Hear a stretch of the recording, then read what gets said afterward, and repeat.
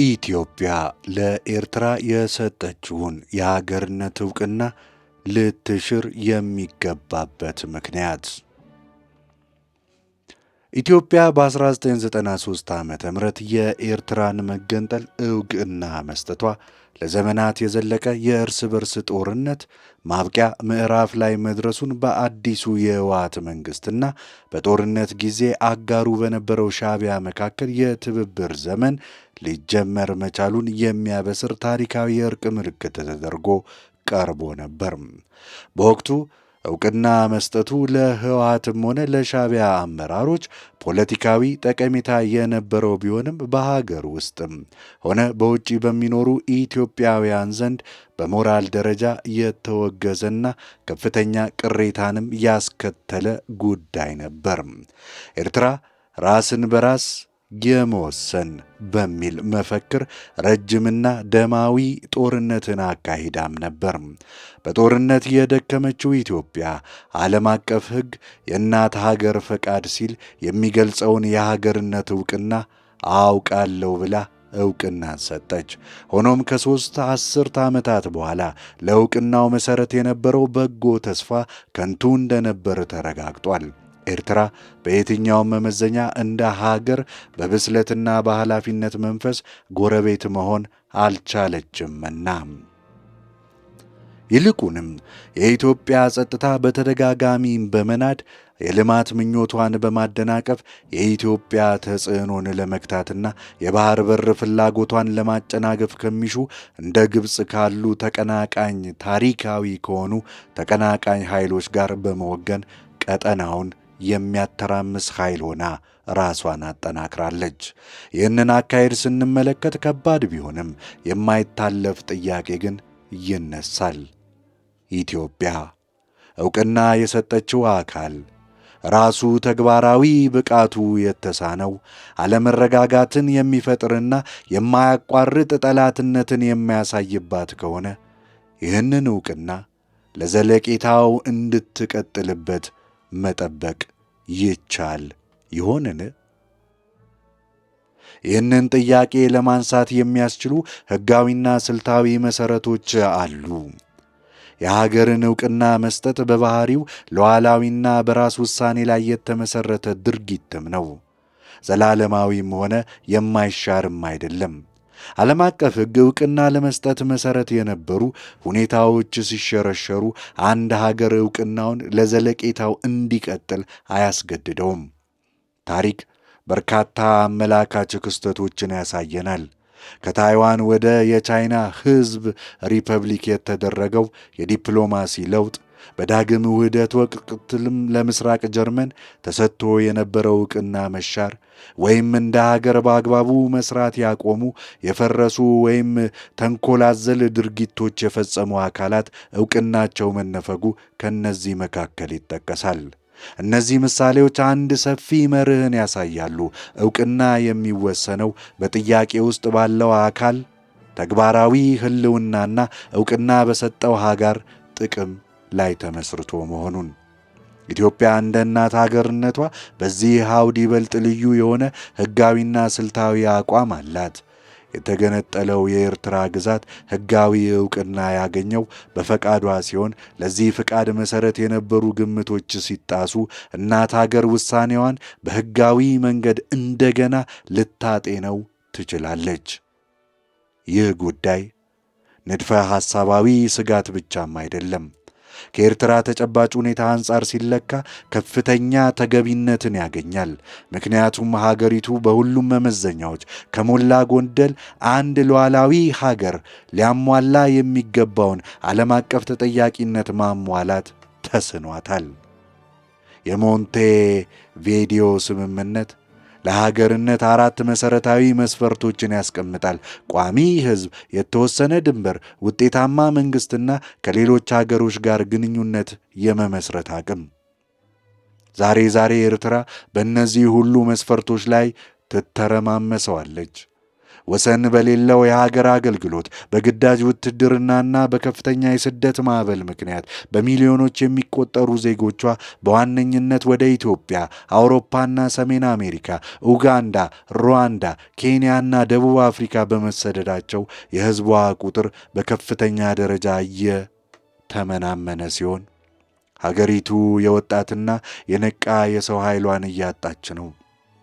የመንግስት አወቃቀሩም በሻዕቢያ አሁንም ህግደፍ አገዛዝ ስር በጥብቅ የተማከለ ሲሆን ስልጣኑን የሙጥኝ ብሎ የያዘው በተጠያቂ ተቋማት ሳይሆን በወታደራዊ ማስገደድም ነው። ኤርትራ የሚሰራ ህገ መንግስትም ሆነ ተቋም የሏትም።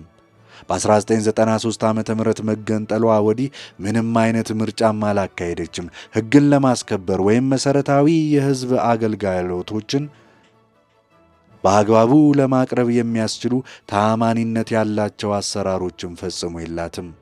በኢኮኖሚ ደረጃም በስደት ላይ ከሚገኘው ህዝቧ በግድ በሚሰበሰብ ገንዘብ ከማዕድን ማውጣት በሚገኝ ገቢና በግዳጅ ሥራ ላይ የተመሠረተ በሆኑ ምንም እድገትን አላሳየም።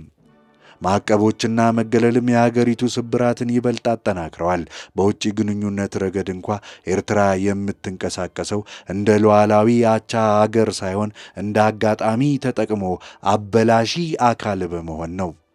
ይህም ከግብፅና ከመሳሰሉ ተቀናቃኝ ኃይሎች ጋር በመተባበር መረጋጋትንና ትብብርን ለማበረታታት ሳይሆን የኢትዮጵያን የልማት ምኞትና ቀጠናውን ለማረጋጋት የሚኖራትን ስልታዊ የሆነ አማራጭ ለማጨናገፍ ነው። ኤርትራ እንደ ሀገር መስራት አቅቷት ስለ መውደቋ ጥያቄዎች ቢኖሩም የሰብአዊ መብቶች አያያዝ ታሪኳ ወሳኝ ምላሽን ይሰጣል። የሂውማን ራይትስ ዎችና የአምነስቲ ኢንተርናሽናል ሪፖርቶች አስከፊውን እውነታ በዝርዝር ያቀርቡልናል። ወሰን የሌለው የሀገር አገልግሎት ታዳጊዎችን እንኳ የሚያጠቃልል የግዳጅ ሥራ፣ የዘፈቀደ እስራት፣ ስልታዊ በሆነ መልኩ ሐሳብን በነጻነት የመግለጽ መብትን ማፈን እና ለሲቪል ማህበረሰብ ምንም አይነት ቦታ የማይተው ስር የሰደደ የፍርሃት ድባብ በ2024 ዓ.ም ተሰባሪ ሀገር መለኪያ ማለትም ፍራጃይል ስቴት ኢንዴክስ ኤርትራን በዓለም ላይ ካሉ እጅግ ተሰባሪና ከፍተኛ ስጋት ካለባቸው ሀገራት መካከል መድቧት ይገኛል። ይህ የፖለቲካ ጭቆና፣ የኢኮኖሚ መቀዛቀዝና የማህበራዊ ውድቀት ጥምር ውጤት ነጸብራቅ ነው። በወታደራዊ መስክ ስርዓቱ ሀብቱን ያዋለው ለሕዝቡ ደህንነት ሳይሆን ለራሱ ሕልውና ማረጋገጫ ሲሆን ስልጣኑን ያጠናከረውም በተጠያቂ ተቋማት ውስጥ ሳይሆን በማስገደድ ባህል ላይ ተመስርቶ ነው። እነዚህ ድክመቶች የአጋጣሚ ስህተቶች ሳይሆኑ መዋቅራዊም ናቸው። እነርሱ የሀገሪቱ የውስጥ አወቃቀሮች የተራቆቱ፣ ሕጋዊነቱ ከስምምነቱም ሳይሆን ከማስገደድ የሚመነጭና የማስተዳደር መሠረታዊ አቅሙም በተግባር የሌለ መሆኑን ያሳያሉ። ከድንበሯ ውጪ የምታሳየው ባህሪም እንዲሁ አሳሳቢ ነው። የተረጋጋች ጎረቤት ከመሆን ይልቅ በቀጠናው ውስጥ የማያቋርጥ አለመረጋጋት ምንጭም ሆናለች። ላለፉት 3 አስርት ዓመታት ኤርትራ በኢትዮጵያ ውስጥ ለሚንቀሳቀሱ አማጺ ቡድኖች በቅርቡም ለአማራ ፋኖ፣ ለኦሮሞ ነጻነት ሰራዊትና ከፕሪቶሪያ የሰላም ስምምነት በኋላ ለተከፈለው የህወሓት ክፍል ስልጠና፣ ሀብትና የሎጂስቲክ ድጋፍ ስትሰጥ መቆየቷ ተዘግቧል። ይህም የቀጠናውን አለመረጋጋት በማባባስ ግጭቶችን በማራዘም ላይም ነው። ከግብፅ ጋር ያላት የረጅም ጊዜ ጥምረት በ1960ዎቹ የሻዕቢያን መመስረትና የአቅም ግንባታን ያገዘች ሀገር እንደ ተራ የቀጠናው ትብብር ብቻ ሊታይም አይችልም። ይልቁንም የኢትዮጵያ ተጽዕኖን ለመገደብና በኤርትራ መገንጠል ስር የተሰላውን አወቃቀራዊ የማግለል አካሄድ ለማስቀጠል ያለመ ስልታዊ የሆነ ስኬት አካል ነው እንጂ ይህም ኢትዮጵያ በግዛትም ሆነ በጂኦፖለቲካ አቅም የተገደበች ሆና እንድትቀጥል ያደርጋታል። በተጨማሪም ኤርትራ አወዛጋቢ በሆኑ ድንበሮች አካባቢ ኃይሏን ለማሰማራት ፈቃደኛ መሆኗን አሳይታለች።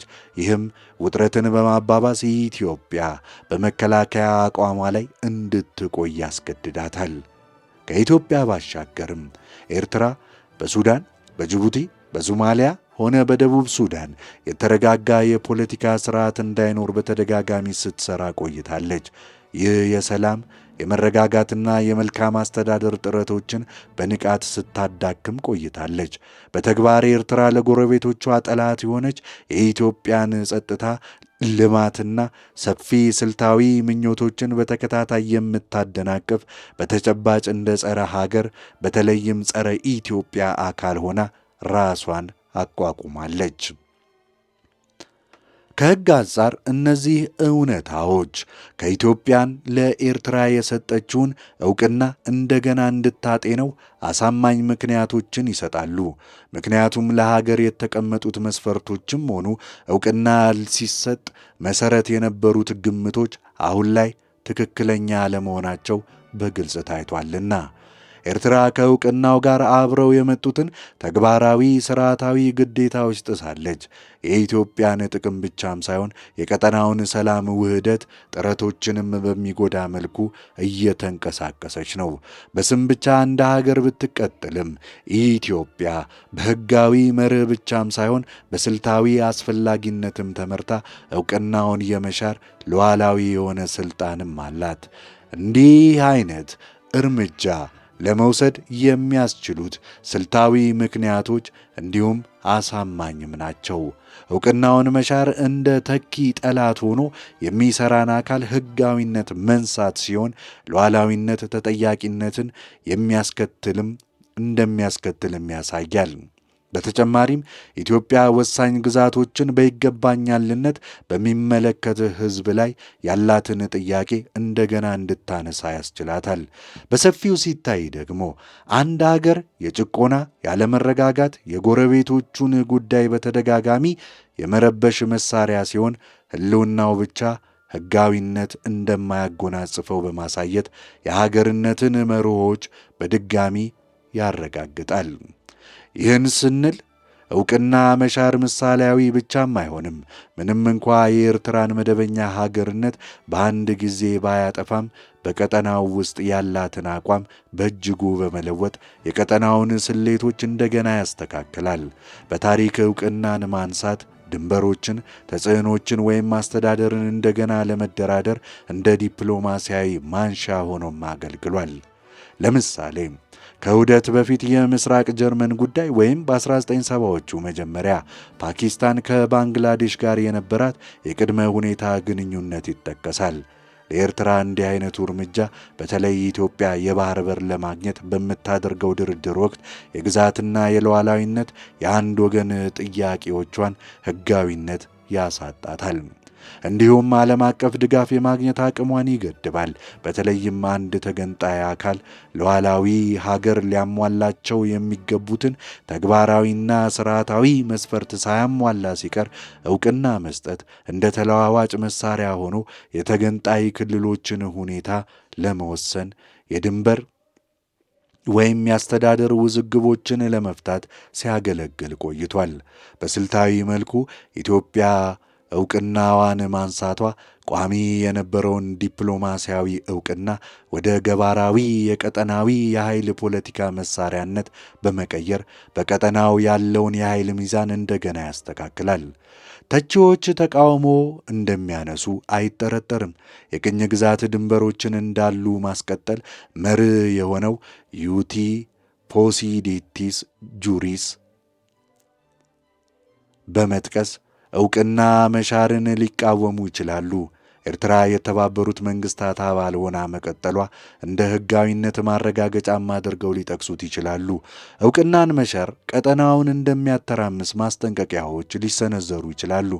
ሆኖም ከነዚህ ተቃውሞዎች መካከል አንዳቸውም ሙሉ በሙሉ ምርመራን ተቋቁመው መቆም አይችሉም። ዩቲ ፖሲዴቲስ ጁሪስ የሚሰጠው ኃላፊነት የሚሰማቸውን በአግባቡ የሚሰሩ ሀገሮች ሲኖሩ ነው። የኤርትራ ውድቀትና ተንኮል አዘል እንቅስቃሴ ከተለመዱት ጉዳዮች የተለየ ያደርገዋል። የተባበሩት መንግስታት አባልነት የሚያሳየው የአቻ ሀገራትን ዕውቅና እንጂ የውስጥ አቅምን፣ አስተዳደርን ወይም ሕጋዊነትን አይደለምና። ስለ አለመረጋጋት የሚነሳው ስጋትም ኤርትራ ራሷ ግጭትን ወደ ውጪ በመላክ የአማጽያንን በመደገፍና የኢትዮጵያን ልማት በማደናቀፍ ቀጣይነት ያለው አለመረጋጋት ምንጭ መሆኗን ከግምት ውስጥ በማስገባት መመዘን አለበት። በመጨረሻ ኢትዮጵያ በ1993 ዓ.ም የወሰነችው ውሳኔ ሰላምንና ገንቢ ትብብርን ለማምጣት በሚል ተስፋ የነበረ ቢሆንም የኤርትራ ላለፉት 3 አስርተ ዓመታት ያሳየችው ባህሪ ያንን ተስፋ ወደ ሸክምነት ለውጦታል። በሕግ ደረጃ ኢትዮጵያ ዕውቅናዋን የመሻር መብትም አላት። በስልታዊ ደረጃም ይህንን ለማድረግ የሚያስችል በቂ ምክንያትም አላት። ኤርትራ በተጨባጭ እንደ ሀገር ወድቃለች። ቀጠናውን በንቃት ታተራምሳለች። እንዲሁም የኢትዮጵያን ሕጋዊ የጸጥታና የልማት ምኞቶች ታደናቅፋለች። ዕውቅና ሊሻር የሚችል ሉዓላዊ ስምምነት ነው። እንዲህ አይነቱ ሉዓላዊነት ደግሞ ሁኔታዎች በእጅጉ ሲለዋወጡ ሁኔታውን ገምግሞ ምላሽ የመስጠት አቅምን ያካትታል። የኤርትራ ወቅታዊ አካሄድ ያለምንም ቁጥጥር እንዲቀጥል መፍቀድ ተግባራዊ ብቃቱ የተሳነው ጠላት የሆነና ጨቋኝ አካል ከአፍሪካ ታላላቅና ተለዋዋጭ ሀገራት አንዷን ለዘለቄታው እንዲገድብ መቀበል ማለት ነው። ስለዚህ የዕውቅናን መሻር የሕግ የስልትና የመርህ ቆራጥ ማረጋገጫ ይሆናል። ይህ የሀገርን ሉዓላዊነትና የወደፊት ዕጣ ፋንታን እንደገና ማስመለስም ነው።